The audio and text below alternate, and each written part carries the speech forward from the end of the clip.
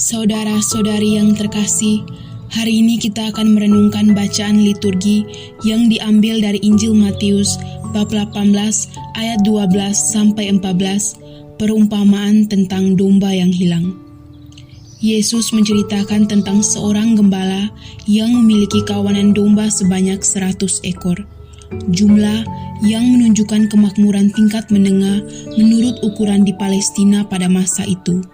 Biasanya, para gembala seperti itu tidak perlu menyewa orang-orang upahan karena masih dapat mengontrol domba-dombanya.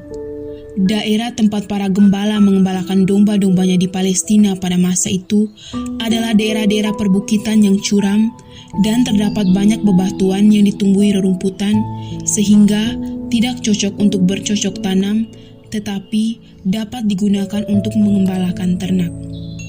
Domba-domba sering dibiarkan berkeliaran sambil diawasi oleh para gembala, dan karena berada di celah-celah perbukitan sangat berpeluang seekor domba luput dari pengawasan dan meninggalkan kawanannya. Para gembala biasanya menghitung domba-dombanya tiap hari untuk memastikan semuanya sudah terkumpul. Penghitungan biasanya dilakukan pada malam hari ketika domba-domba itu dimasukkan ke dalam kandang sementara yang dibuat secara sederhana dari batu-batu yang ditumpuk memagari sebuah tempat.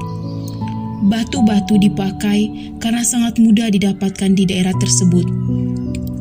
Setelah domba-domba dimasukkan ke dalam kandang tersebut, para gembala dapat tidur untuk melepaskan lelah atau mengambil keputusan untuk mencari domba-domba yang tersesat tanpa khawatir akan kehilangan domba-domba yang lain.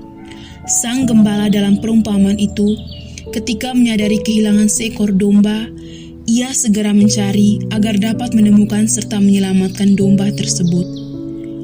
Perumpamaan ini dibentangkan Yesus di hadapan para pendengarnya yang sering menyalahkan Yesus dalam sikapnya terhadap orang-orang yang dianggap berdosa.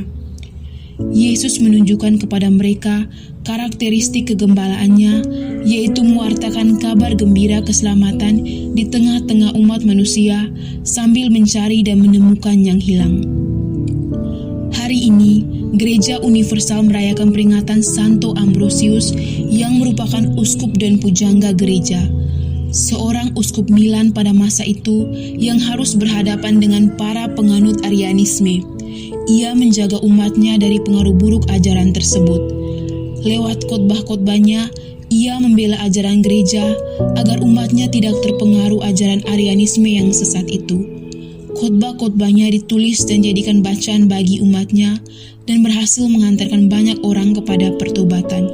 Salah satu keberhasilannya yang sangat besar yaitu ketika ia berhasil mempertobatkan Santo Agustinus yang kemudian menjadi seorang uskup dan orang kudus serta salah satu pujangga gereja yang terkenal. Saudara-saudari yang terkasih, Tuhan selalu berusaha mencari dan menemukan kita apabila kita terperangkap dan tersesat dalam dosa. Ia tidak membiarkan kita hilang begitu saja.